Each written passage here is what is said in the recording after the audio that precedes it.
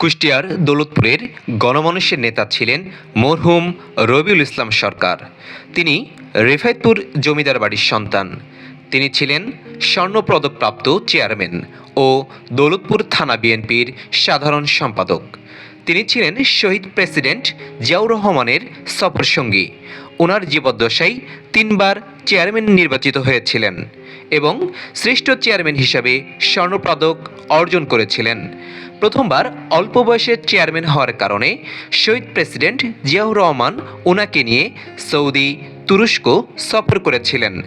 তৎকালীন প্রধানমন্ত্রী শাহ আজিজুর রহমান খুব স্নেহ করতেন তাকে।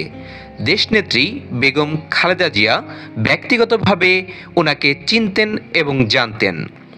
তিনি ছিলেন স্বল্পভাষী এবং সদালাপী, প্রচণ্ড ব্যক্তিত্বের অধিকারী।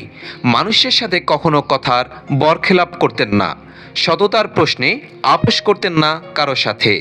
এত কিছুর পরেও তিনার মধ্যে কোনো অহংকার বোধ কাজ করতো না। খুব সাদামাটা জীবনযাপন করতেন। ওনার হাসিতে যে কোনো মানুষ মুগ্ধ হয়ে যেত। মানুষকে আকর্ষণ করার অসাধারণ ক্ষমতা ছিল তার।